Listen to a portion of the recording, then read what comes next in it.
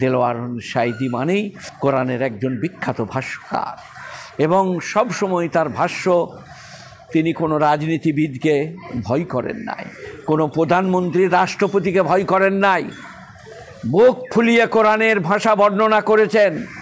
এ পৃথিবী আল্লাহর, এখানে আল্লাহর হুকুমত চলবে, এ বক্তব্য দেলোয়ার হোসেন সাঈদী সাহেবের মুখেই মানিয়েছে। আমরা কিন্তু বক্তব্য রাখি, কিন্তু যেন সরকার রুষ্ট না হয়ে যায়, সরকার বিরোধী না হয়ে যায় আমাদের কথা, এটা আমরা লক্ষ্য রাখি, কায়দা করে বলি। দেলোয়ার হোসেন সাঈদী সাহেব সে ব্যাপারে পরোয়া করতেন না। তিনি কোরআনের আয়াতকে নির্ভীকভাবে বর্ণনা করতেন এবং তার ব্যাখ্যা করতেন। নারীদের প্রধানমন্ত্রী হওয়া সম্পর্কে সর্বপ্রথম যিনি প্রতিবাদ করেছেন তিনি হচ্ছেন দেলোয়ার হোসেন সাঈদী রহমতুল্লাহ আলাই। নারীরা কখনো আমিরুল মোমিনিন এবং মুসলমানদের নেত্রী হতে পারে না, এটা দেলোয়ার হোসেন সাঈদী বলেছেন। সেই কারণে আমাদের হাসিনার চক্ষুশূল বা দেলোয়ার সাঈদী সাহেব বিরোধী হাসিনা। যাই হোক, তাকে জেলে দিল কোনো বাহানায়, জেলে রাখলো, তারপরে হাটের ব্যাপার বলে নিয়ে এসে তারপরে তিনি মারা গেলেন। এটা আমার থেকে আপনারা সবাই বেশি শুনছেন, টেলিভিশনে, টিভিতে, বক্তব্যে, বর্ণনায় নানাভাবে জানছেন। আমি একটু জানছি, মৌলবি লোক, কাজেই দেলোয়ার হোসেন সাহেবের বক্তব্য সাক্ষী দিচ্ছে তিনি একজন মুওয়াহ্হিদ, তৌহিদের 1 নম্বর খাদেম। আল্লাহ ছাড়া কার উপাসনা, অর্চনা, আরাধনা, স্তুতি, বন্দনা চলবে না, এ বক্তব্য দেলোয়ার হোসেন সাঈদী সাহেবের মুখেই সাজে। আমরাও বলি, কিন্তু আমরা অনেক বড় লোককে, অনেক এমএলএ এমপিকে তোষামোদ করি, খাতির করি, কিন্তু দেলোয়ার হোসেন সাঈদী বাংলাদেশের যত জজমেন্ট, বাংলাদেশের আপনার দিকে লোকসভা, বিধানসভার, লোকসভা তো নাই, বিধানসভার সমস্ত এমএলএ এমপিকে তুলোধনা করেছেন যারা আপনার দিকে কোরআনের বাইরে কিছু করছে। কাজেই দেলোয়ার হোসেন সাঈদী একজন বাগ্মী পণ্ডিত। আপনার মরহুম দেলোয়ার হোসেন সাঈদী রহমতুল্লাহ আলাই সম্পর্কে আমাকে কিছু বলতে বলা হচ্ছে, কিন্তু শ্রদ্ধেয় মাননীয় শ্রোতামণ্ডলীরা যাদের কাছে আমার কথা পৌঁছচ্ছে, আপনারা জানেন তিনি কোরআনের ভাষ্যকার ছিলেন, কোরআনের তফসির বর্ণনা করতেন, অদ্বিতীয় বক্তা, বাংলা, বিহার, উড়িষ্যার অদ্বিতীয় বক্তা। তিনি সারা পৃথিবীতে সমাদর লাভ করেছিলেন, সৌদি পর্যন্ত। কিন্তু যা বলতে বলা হচ্ছে আমাকে, কে কত বড় মাপের আলেম তা তখনই বলা যাবে যখন কোনো আলেমের কাছে আমি পড়ব।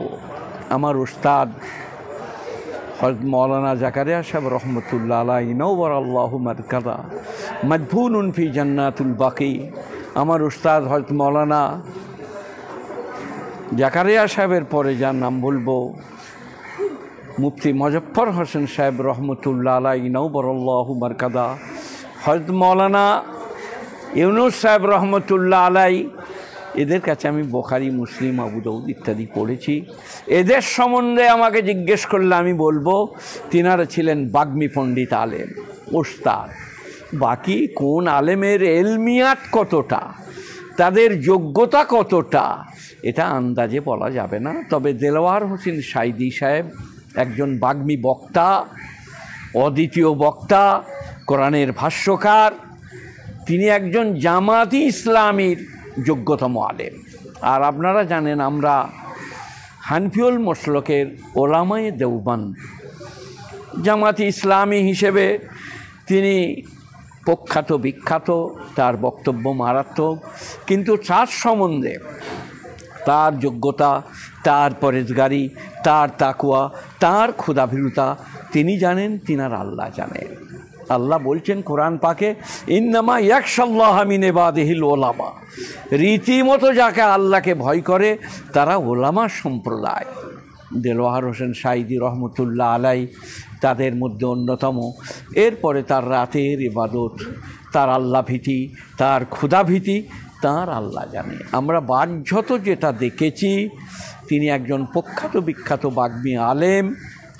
তিনি আপনার জেগে আল্লাহ ছাড়া কাউকে ভয় করেন নাই। তিনি তৌহিদের মারাত্মক খাদেম, একত্ববাদের মারাত্মক বলিষ্ঠ বক্তব্য, লা ইলাহা ইল্লাল্লাহ সম্পর্কে তার বক্তব্য মারাত্মক। তাই আমি বলবো, আমার কাছে যা জিজ্ঞেস করা হচ্ছে, দেলোয়ার হোসেন সাঈদী সাহেবকে আমি ছোটোবেলা থেকে জানি না, চিনি না। তিনার দেশ আলাদা, আমার দেশ আলাদা। আমি পশ্চিম বাংলার, তিনি বাংলাদেশের, কিন্তু তার বক্তব্যের কারণে তিনি সারা বিশ্বে প্রতিষ্ঠিত, পরিচিত। দেলোয়ার হোসেন সাঈদী মানেই কোরআনের একজন বিখ্যাত ভাষ্যকার, এবং সব সময় তার ভাষ্য, তিনি কোনো রাজনীতিবিদকে ভয় করেন নাই, কোনো প্রধানমন্ত্রী রাষ্ট্রপতিকে ভয় করেন নাই। বুক ফুলিয়ে কোরআনের ভাষা বর্ণনা করেছেন। এ পৃথিবী আল্লাহর, এখানে আল্লাহর হুকুমত চলবে। এ বক্তব্য দেলোয়ার হোসেন সাঈদী সাহেবের মুখেই মানিয়েছে। আমরা কিন্তু বক্তব্য রাখি, কিন্তু যেন সরকার রুষ্ট না হয়ে যায়, সরকার বিরোধী না হয়ে যায় আমাদের কথা, এটা আমরা লক্ষ্য রাখি, কায়দা করে বলি। দেলোয়ার হোসেন সাঈদী সাহেব সে ব্যাপারে পরোয়া করতেন না। তিনি কোরআনের আয়াতকে নির্ভীকভাবে বর্ণনা করতেন এবং তার ব্যাখ্যা করতেন। নারীদের প্রধানমন্ত্রী হওয়া সম্পর্কে সর্বপ্রথম যিনি প্রতিবাদ করেছেন তিনি হচ্ছেন দেলোয়ার হোসেন সাঈদী রহমতুল্লাহ আলাই। নারীরা কখনো আমিরুল মোমিনিন এবং মুসলমানদের নেত্রী হতে পারে না, এটা দেলোয়ার হোসেন সাঈদী বলেছেন। সেই কারণে আমাদের হাসিনার চক্ষুশূল বা দেলোয়ার হোসেন সাঈদী সাহেব বিরোধী হাসিনা। যাই হোক, তাকে জেলে দিল কোনো বাহানায়, জেলে রাখলো, তারপরে হাটের ব্যাপার বলে নিয়ে এসে তারপরে তিনি মারা গেলেন। এটা আমার থেকে আপনারা সবাই বেশি শুনছেন, টেলিভিশনে, টিভিতে, বক্তব্যে, বর্ণনায় নানাভাবে জানছেন।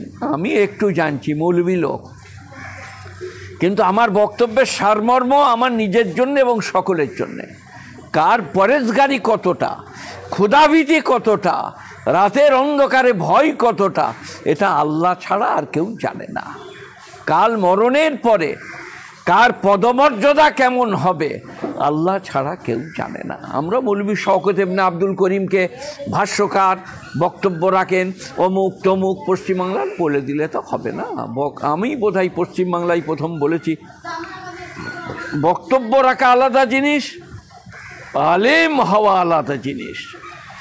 মিশকাত পড়াচ্ছেন, শরামুল্লাহ জামি পড়াচ্ছেন, নুকবাতুল ফিকর, নুকবাতুল কবির পড়াচ্ছেন, সারা বাকায়া, কাফিয়া, হেদায়েতুন্নো, সে সমস্ত প্রখ্যাত বিখ্যাত মাদ্রাসার আলেমরা বক্তব্য হয়তো তারা রাখেন না, কিন্তু আল্লাহর পরিভাষা ইন্নামা ইয়াখশাল্লাহ মিন ইবাদিহিল উলামা, রীতিমতো যারা আল্লাহকে ভয় করে পৃথিবীর মধ্যে তারা ওলামা সম্প্রদায়।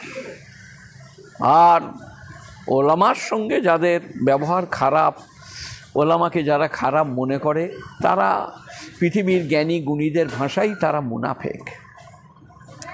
বিখ্যাত পণ্ডিত তিনি সানাউল্লাহ পানিপতি রহমতুল্লাহ আলাই নওবর আল্লাহু মারকাদা মা লা বুদ্দা মিনহু বলে একটা বই লিখেছেন। তাতে বাবুল কুফরে একটা অধ্যায় আছে। তিনি বললেন, আলেমকে যে এহানত করবে, ছোট ভাববে, ঘৃণা ভাববে, তাচ্ছিল্য করবে, তারা কাফের। আমি বলি নাই বাবা, আমার ধ্যান ধারণা আলাদা, পরে বলছি। এটা মা লা বুদ্দা মিনহু সানাউল্লাহ পানিপতি রহমতুল্লাহ আলাই নওবর আল্লাহু মারকাদা। আর মুনাফেক সম্পর্কে আমাদের মসজিদে আমাদের যোগ্যতম ইমাম সাহেব বয়ান দিচ্ছেন যে মুনাফেক তখনও ছিল, এখন আছে, কিয়ামত পর্যন্ত থাকবে। এই মুনাফেক সম্পর্কে আমি একটু বলি। মুনাফেক দু প্রকার, আবিধানিক শর্তে মুনাফেক আর শরীয়তের পরিভাষায় মুনাফেক। শরীয়তের পরিভাষায় মুনাফেক তারা যারা নবীর সঙ্গে নেফাক করেছে, আর আবিধানিক শব্দ অর্থে মুনাফেক তারা যারা মিথ্যা বলে, গীবত করে, চুগলি করে, নামাজ ছাড়ে। এদিকেও নবীজি মুনাফিক বলেছেন, কিন্তু এটা আবিধানিক শব্দ অর্থে। নট শরীয়তের পরিভাষায়। শরীয়তের পরিভাষায় মুনাফিক তারা যারা নবীকে ধোঁকা দিয়েছে। তাদের সম্বন্ধে কোরআনে প্রাঞ্জল ভাষায় আল্লাহ বলে দিয়েছেন তারা আদি অনন্তকালের জন্যে জাহান্নামী। কিন্তু এই মুনাফিক দিকে আল্লাহ মাফ করে দিবে, তওবা করে নেবে, ইস্তেগফার করে নেবে, এগুলো মিথ্যা বললে তাকে মুনাফিক বলা হয়, নামাজ না পড়লে মুনাফিক বলা হয়। এই আপনাকে বললে আসছি বসো ভাই বলে এলো না, এটাও এক পুরো মুনাফিকের আপনার দিকে আলামত। নানা রকম ধরনের এগুলো কিন্তু আবিধানিক শব্দ অর্থে মুনাফিক, নট শরীয়তের পরিভাষায়। শরীয়তের পরিভাষায় যারা নবীকে ধোঁকা দিয়েছে, নবীর সঙ্গে প্রবঞ্চনা করেছে, তো এই মুনাফিক তারা যারা ওলামাদের সঙ্গে খারাপ ব্যবহার করে, ওলামাদিকে খারাপ বলে, ছোট চোখে দেখে, তারা বড় দুর্ভাগ্যবান। আমি বলি নাই ওলামা মানেই আল্লাহর ওলি, ওলামা মানেই আল্লাহর বন্ধু, কিন্তু কসম খোদার করে বলছি আল্লাহর ওলি যারা তারা প্রথম সারিতে ওলামা। সবাই না হোক, আমি না হই, আর কেউ না হোক, কিন্তু আল্লাহর বন্ধু হতে গেলে প্রথম সারিতে ওলামা, দ্বিতীয় সারিতে তোলাবা। মাদ্রাসায় যারা পঠন পাঠন করে, কোরআন শিক্ষা করে, সকাল সন্ধ্যা রজিফা তসবিহাত, তারা হচ্ছে দ্বিতীয় ধাপের আল্লাহর ওলি এবং বন্ধু। তো গুণীজনেরা, আমাকে যার সম্বন্ধে বলা হচ্ছে তিনি আমার থেকে অনেক বুদ্ধিমান, অনেক পণ্ডিত, অনেক বড়। তিনার সম্বন্ধে আমার কিছুই জানা নাই।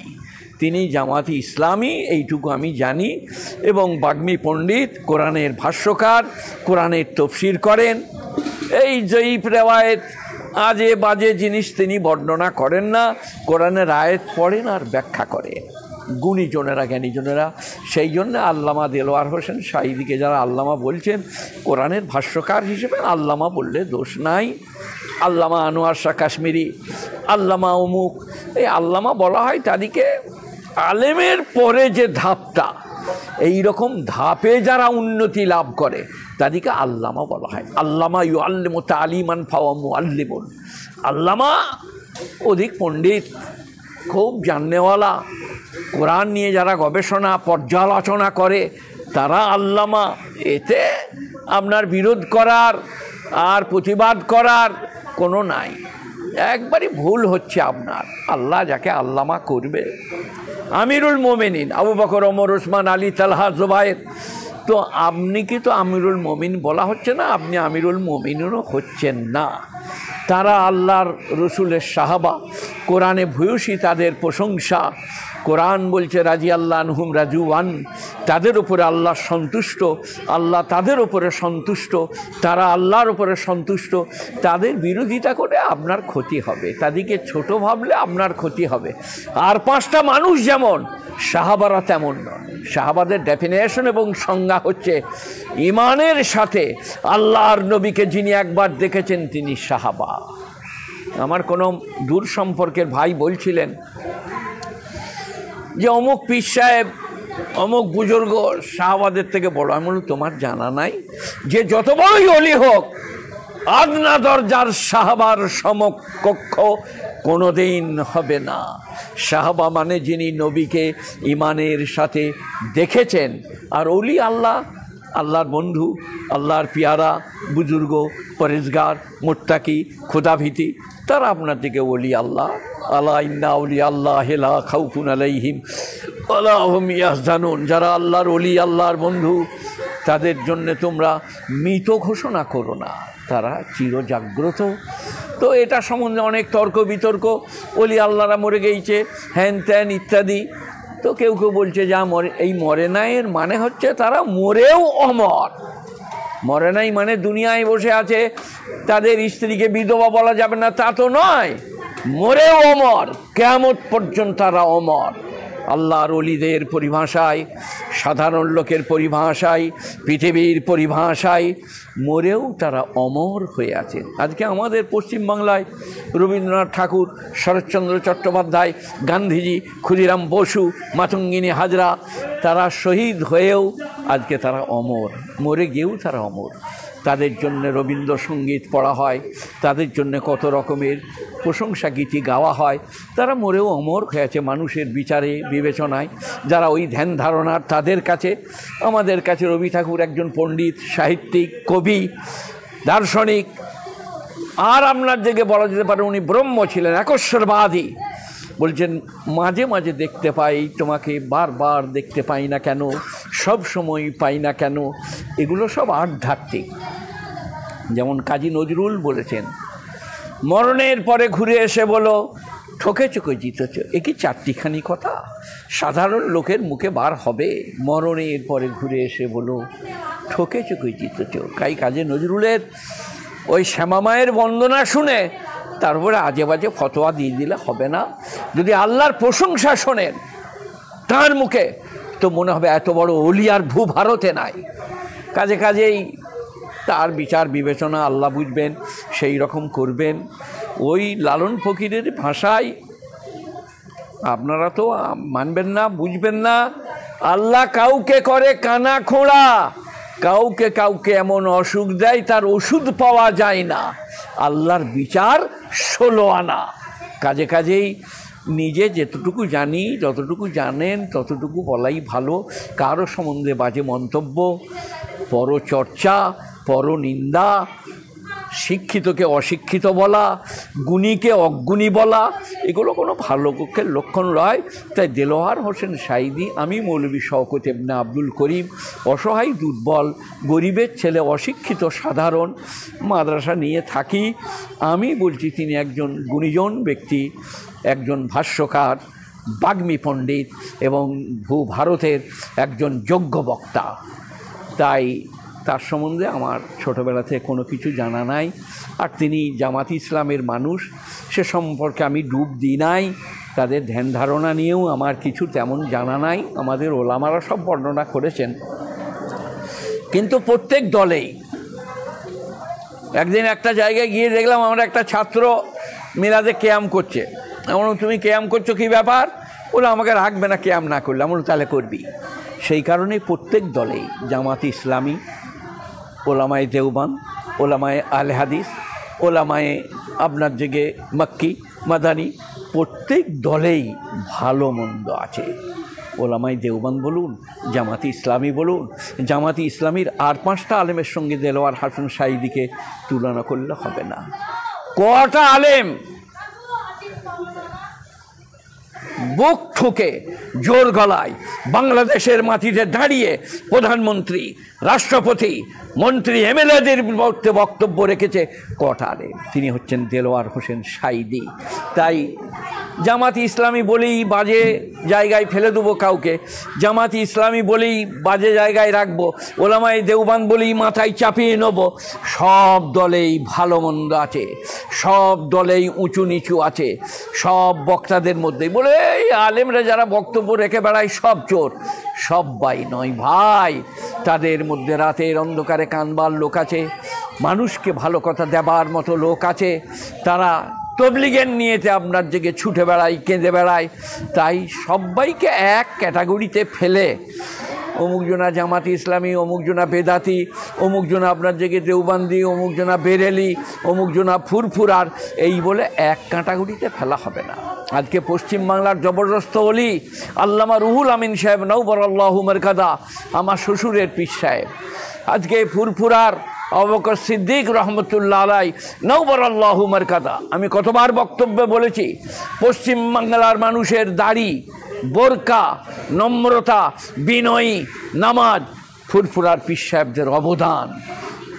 আবু বকর সিদ্দিক রহমতুল্লাহ আলাই, তার শিক্ষক হচ্ছে হাফেজ জামিলুর রহমান সাহেব মুঙ্গেরের, তার উস্তাদ হচ্ছে আপনার জেগে সাহারানপুরের গুণীজন, জ্ঞানীজনরা, ন্যায়নিষ্ঠবানেরা।